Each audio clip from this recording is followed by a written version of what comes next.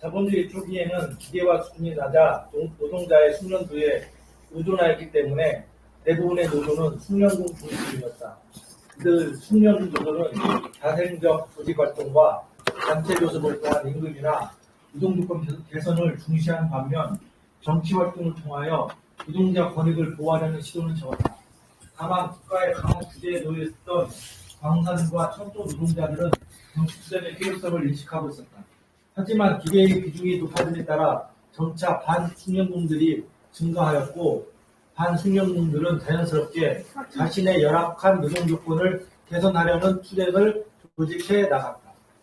1824년 영국 의회는 공장주와 노동자는 자유로이 협약을 맺을 수 있다고 선언하면서 1799년 제정되었던 파업의 주모자를 처벌하는 결사금지법을 폐지하였다. 예. 그래서 이제 여기 그렇죠. 됐어요. 그래서 이제 자본주의 초기에 기계가 덜 돼 있죠. 손으로 많이 하니까 숙련 노동자였다는 거예요. 그죠? 이런 숙련 노동자.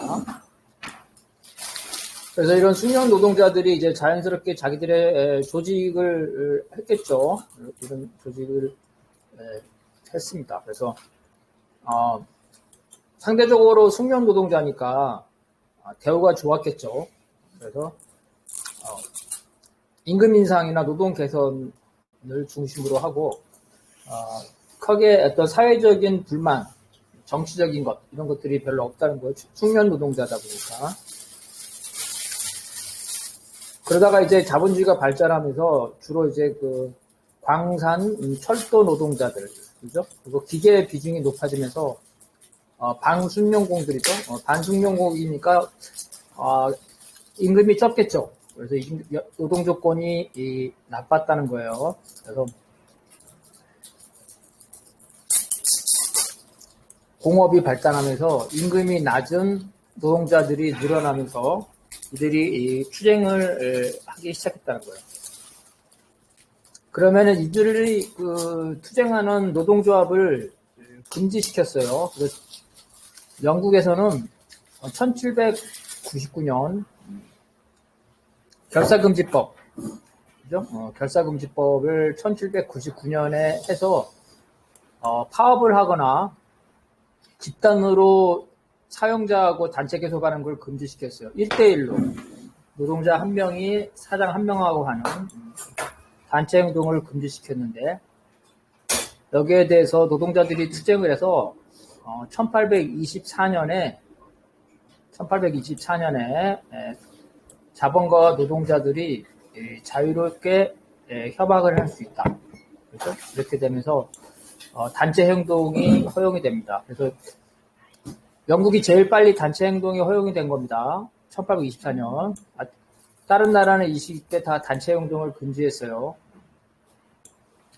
영국이 아무래도 산업혁명이 제일 빨랐으니까 노동자들의 투쟁이 많아서 그래서 이제 노동자들의 인권을 보장하는 공장법이 만들어집니다. 왜 공장법을 만드냐면 노동자들이 너무 혹사당해요. 여성들이 너무 많이 혹사당해가지고 유산을 하죠. 유산.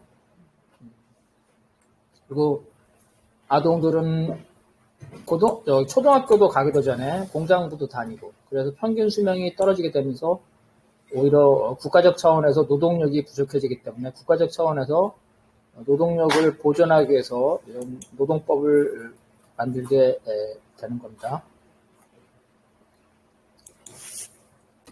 자, 요거는 우리 1929년 하이드 지방에서의 사업 실패를 경험한 연방적공들은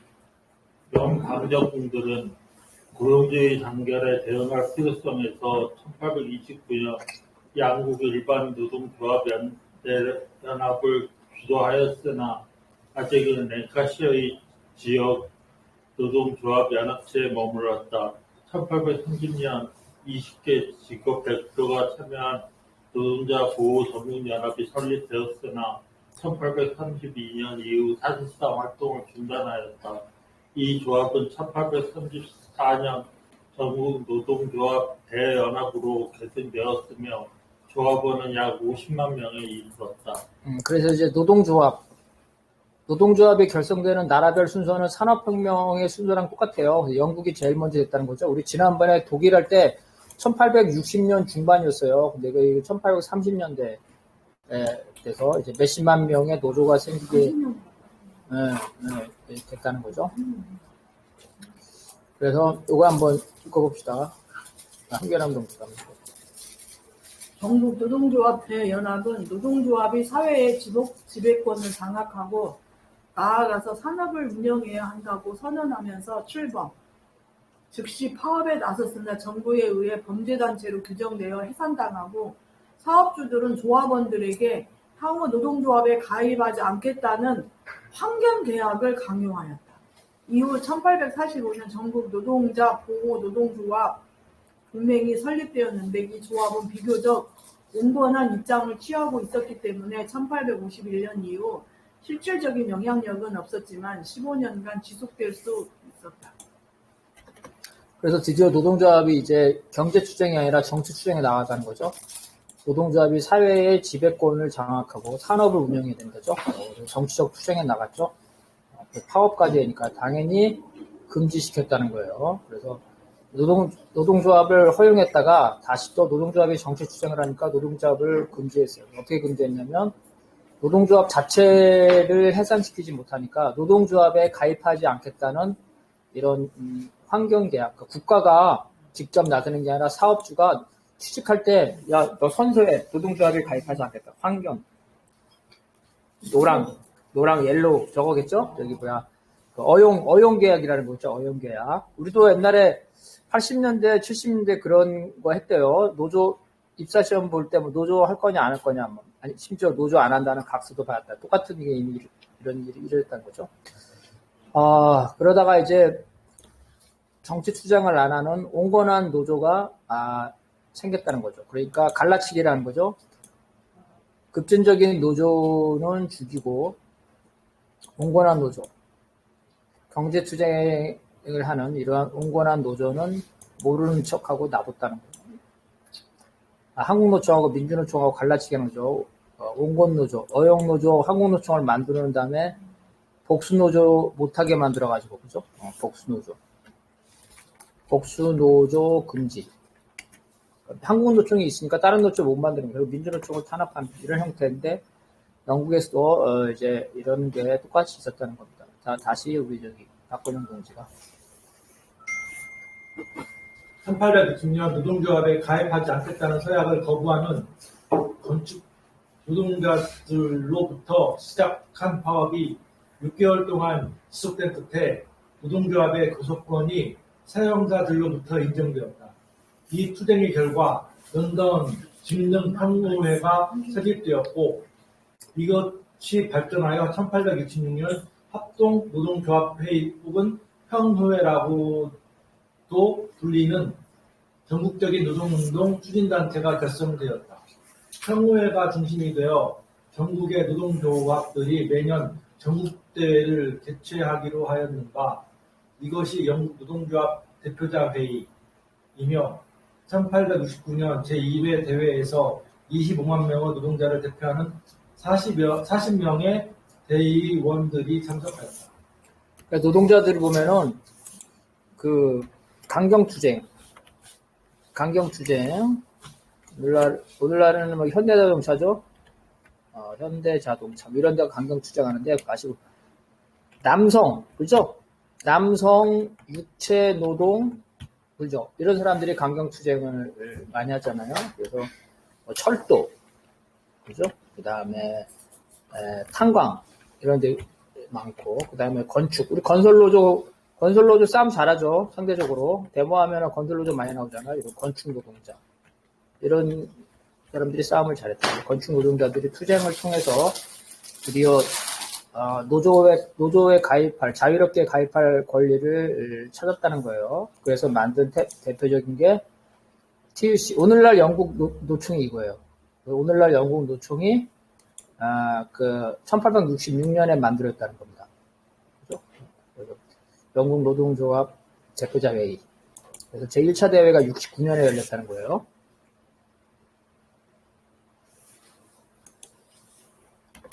자, 그 다음, TUC는 애초에 강력한 중앙집권적 기구는 아니었고 현안을 포위하고 노동계의 단결을 과시하기 위한 은밀한 조직이었다. 초창기 TUC는 그 당시로는 거대한 다국적인 조직이었지만 주로 조합원들의 경제적인 이해관계 보호에 관심을 갖고 있었기 때문에 독자적인 노동자 정당을 건설하는 것에 소극적이었다. 노동조합 대표자회의는 창당을 주장하는 소수를 노조로부터 축출하는 반면 자유당과 정책 연대를 하여 조합원을 자유당 소속으로 의회에 진도시켜 제도 개선을 시도하였다. 네. 그래서 아까 말한 것처럼 영국에서 강경 노조는 죽이고 온건한 노조를 살렸다는 거죠. 그래서 이 TUC, 영국의 이 총연병도 초기에 온건한 노조였기 때문에 이 성장을 할 수가 있겠죠. 그 다음에 강력한 중앙 집권이 아니라 협의체였다는 거예요. 그리고 이게 이제 1969년이니까 막스 시대죠. 그래서 막스 시대 때 그 영국의 노동조합들이 이 정치 투쟁에 반대하고 정당 건설에도 반대했는데 바로 그 노조였다는 거예요. 그래서 경제 투쟁에 주로 하고 정치 투쟁은 기껏해야 이 사람들이 했던 거는 뭐냐면 참정권 확대 운동, 투표권 확대 운동, 노동자에게 투표권을 달라고 탄원하는 거예요. 투표권 확대 운동, 청원. 이것도 강력하게 이 탄압을 해요. 이것도 탄압에서 몇 명이 학살당하기도 해요. 어쨌든 투표권이 점차 확대돼요. 이 사람들은 투표권 확대 운동을 주로 했어요. 차티스트라 그래요. 차티스트.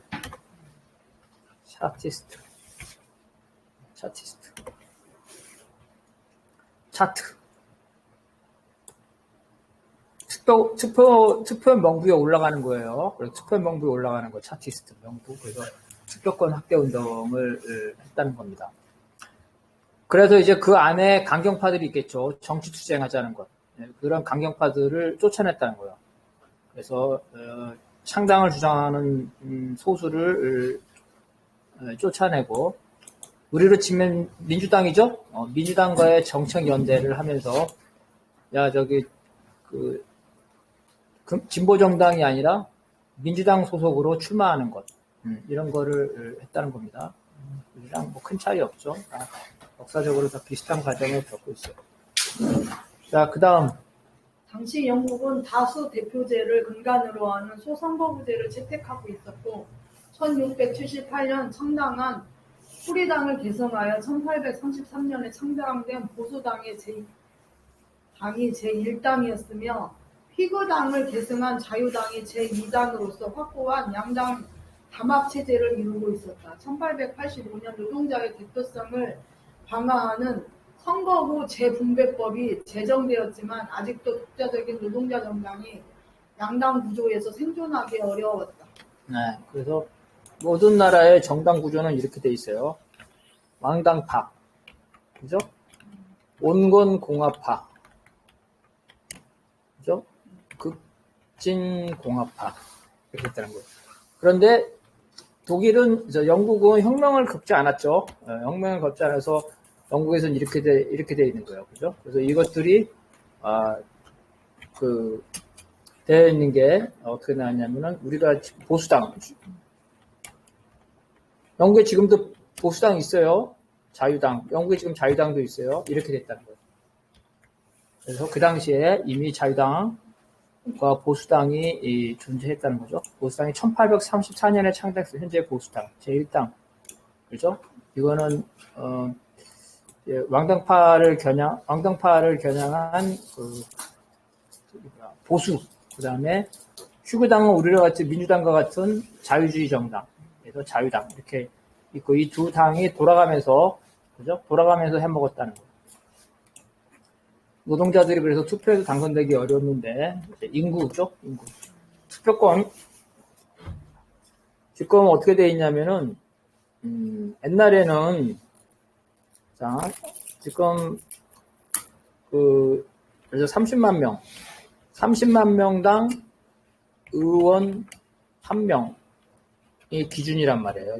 오늘날 보통 이렇게 되는데 옛날에는 어떻게 했냐면 그냥 지역별로 한 거야. 지역별로 인구 무관. 그러니까 어떻게 그 노동자가 그 밀집된 지역, 그죠? 노동자가 밀집된 지역에 여기에는 인구가 예를 들어서 100만 명이다. 그죠? 이렇게 되는데 3명을 줘야 되는데 여기는 2명밖에 없어.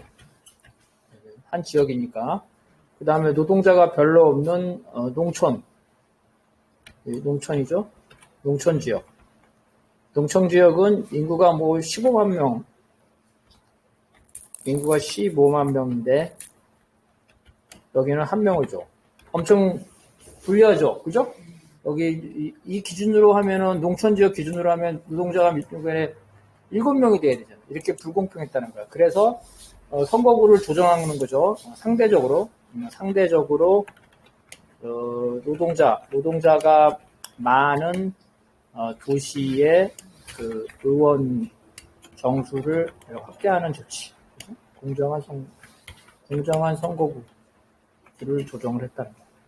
근데도 아직까지도 뭐야? 양당제, 그죠? 네, 양당제로 노동자들이 진보정당을 하기 어려운 이러한 조건이었어요. 근데 과연 이런 조건에서 어떻게 양당제를 극복했는지를 이제 보여주자는 거죠. 우리 지난번에 한번 했는데, 일단 봅시다. 자, 그 다음, 이거 다시 또, 이런 조건에서 노동자들의 정치운동은 선거권 확대 운동에서 시작하여 노동자 정당 건설 운동으로 발전하는데, MBS는 선거권 확대 운동을 세계사에 있어 최초의 노동자 정당 운동으로 평가하였다. 노동자들은 1819년 피털루에서 의회 개혁을 요구하는 군중집회를 개최하였으나 정부의 진압에 의해 다수가 학살되었으며, 이어 1820년 스코틀랜드와 잉글랜드 두 곳에서 보통선거권, 매년 의회의 개원 등을 요구하는 노동자들의 총파업이 동시에 계획되었으나 일주일 만에 진압됩니다. 네.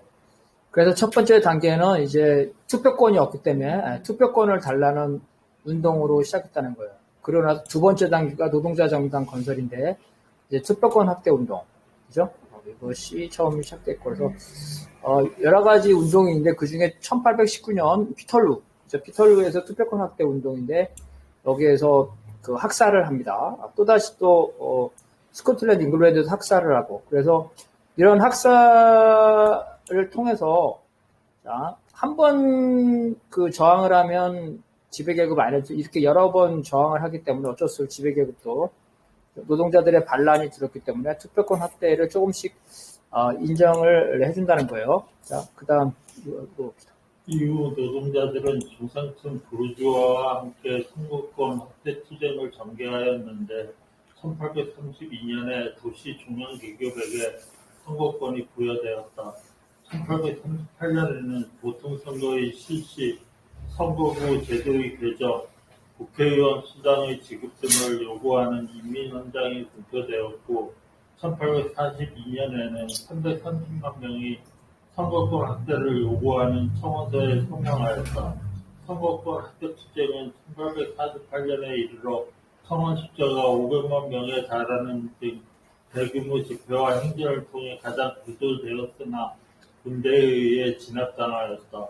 1867년의 2차 개혁을 통해 성인 남성의 40%에게 1884년의 3차 개혁을 통해 대부분의 성인 남성에게 선거권이 주어졌다. 네. 그래서 이와 같이 투쟁을 통해서 선거권을 쟁취를 했다는 거예요. 그래서 투표권 확대도 이런 정도 의미가 있고 그래서 옛날에 어떻게 됐냐면은 선거를 하는데 투표권을 옛날에는 이렇게 줬어요. 그 지역에 집이 있는 사람만 투표권. 왜냐하면 떠돌이한테 투표권을 안 주겠다는 거야.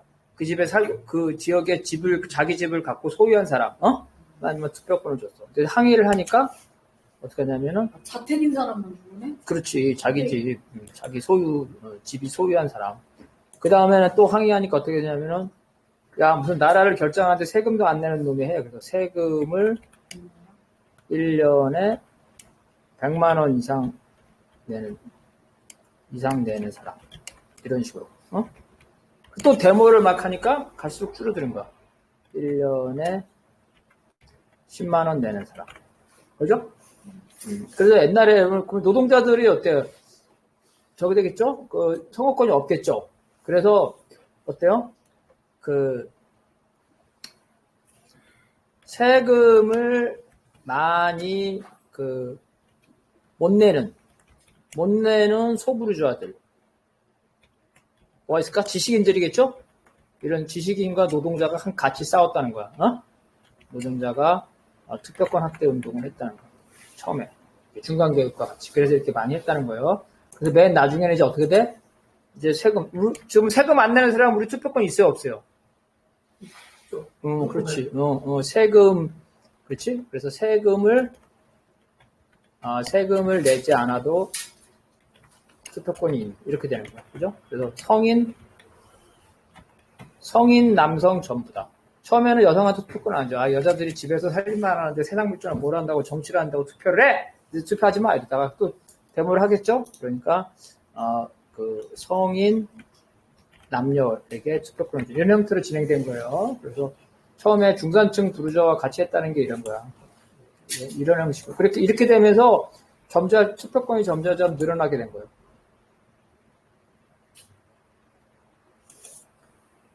자, 그 다음. 읽어봅시다.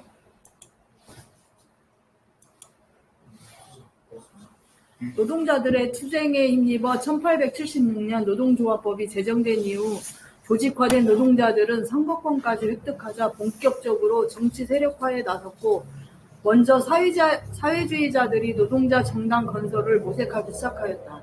1880년대에 유입된 사회주의와 샌디칼리즘은 전투적 노조운동인 신조합운동과 결합하여 노동계급이 정당을 결성하는 이념적 토대가 되었다. 그래서 첫 번째, 노동자들이 투표권이 없으면 정당을 만드는 게 의미가 없었죠. 그래서 투표권이 드디어 이제 생긴 거야. 성인 남성 중심으로. 그래서 이제는 당이 필요하다. 그래서 당을 만들기 시작했고, 그러면서 사회주의 이념이 되는데, 영국의 사회주의는 어때요? 영국은 민주주의가 조기에 정착죠. 그죠? 민주주의가 일찍, 부르주아 민주주의가 빨리 됐잖아요.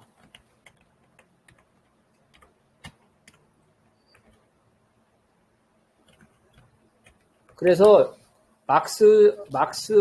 막스식의 폭력혁명론이 인기가 없어.